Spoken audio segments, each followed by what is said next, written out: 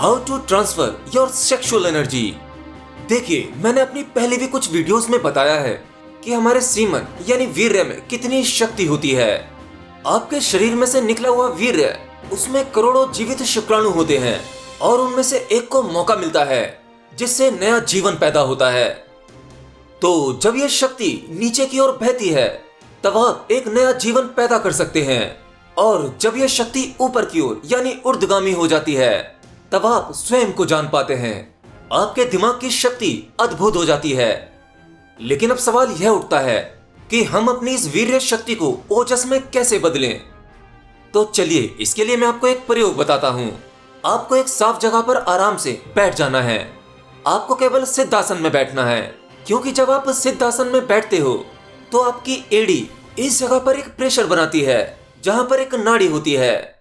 इस आसन में उस नाड़ी पर एक प्रकार का लॉक लगता है जिससे शक्ति को नीचे की ओर न जाकर ऊपर की ओर गति करने में मदद मिलती है। अब आपको लगाना है मूल बंद। अब ये मूल बंद किस प्रकार लगता है, देखिए, इसे कर नहीं दिखाया जा सकता, लेकिन मैं आपको समझाने की कोशिश करता हूँ। आपको अपने एनस को ऊपर की ओर खींचना है जिससे आपका गुदा पार्ट भी ऊपर की ओर खींचेगा। इस गुदा वाले हिस्से के पास ही आपका मूलाधार चक्र होता है और इसी चक्र पर यह शक्तिशाली ऊर्जा सोई हुई होती है। और आमतौर पर जब भी यह ऊर्जा जागती है तो केवल सेक्स करने के लिए या कहें साधारण यूज के लिए। लेकिन इस ऊर्जा का सही उपयोग है इसे ऊर्ध्वगामी बनाना यानी ऊपर की ओर चढ़ाना, जिससे आपके सातों चक्रों के ब्लॉकेजेस खुलते हैं और ऊर्जा ऊपर की ओर गति करती है। बेसिकली हमारी सेक्स ऊर्जा ही है जो सातों चक्र को एक्टिवेट करती है। जब यह वीर्य ऊर्जा ऊपर की ओर जाती है तो हर एक चक्र की अपनी अपनी संभावना होती है और वो संभावना खुलती चली जाती है। अब देखिए, ये सेक्स एनर्जी का ऊपर की ओर जाना, इसका मतलब ये नहीं कि आपका सीमन या कहें वीर्य ऊपर की ओर गति करने लगता है। नहीं, शरीर का जो कार्य है वो बिल्कुल उसी तरह से कर रहा है। असल में सीमन या कहें वीर्य, यह तो केवल पदार्थ है, भौतिकी है, इसे तो देखा जा सकता है। तो हमारे सीमन में इतनी शक्ति नहीं होती, बल्कि उस सीमन के साथ में जो आपके साथ होता है, यानी कोई व्यक्ति जब उत्तेजित होता है, पूरी तरह से लस्टफुल होता है, तब ऐसे में वो सारी सीमाएं तोड़ना चाहता है।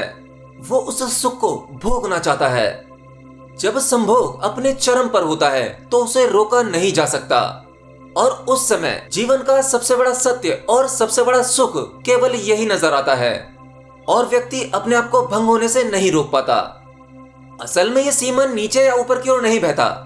सबसे पहले हमारे दिमाग में विचार आते हैं, और जब कुछ उस प्रकार के विचार आते हैं तो उनमें एक शक्ति होती है, वही सीमन की शक्ति होती है, और उसमें इतनी शक्ति होती है।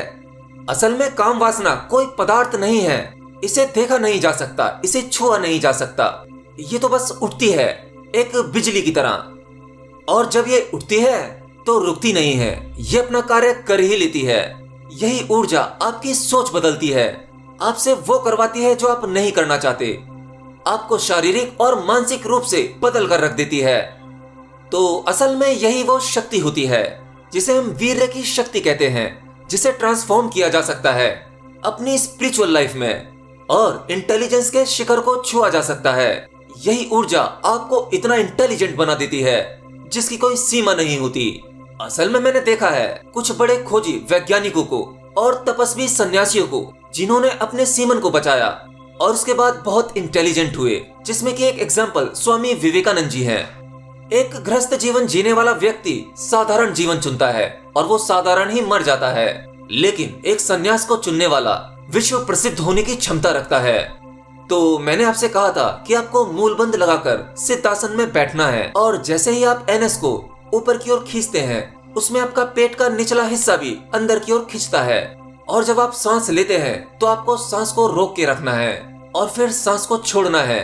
जब तक आपकी सांस रुकती है तब तक समझो आपका मूलबंद लगा हुआ है, और सांस को बाहर छोड़ते ही कभी कभी आपका मूलबंद टूट सकता है।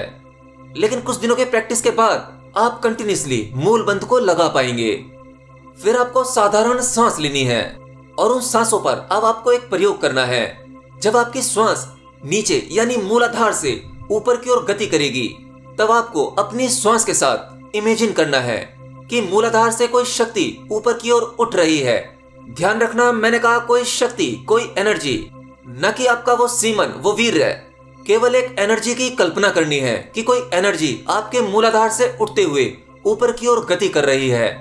ये प्रयोग आपको करते रहना है और फिर कुछ दिनों बाद इससे आपकी जो सेक्स एनर्जी है वो ओजस में बदलने लगती है। वो आपके चक्रास को एक्टिवेट करने लगेगी और अगर आप इसमें सफल हो जाते हो तब आप सेक्स या कहीं काम वासना के गुलाम नहीं रहते, बल्कि काम वासना आपकी गुलाम हो जाती है।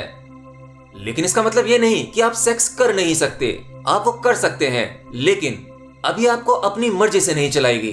अब आप जब चाहेंगे तब कर सकते हैं।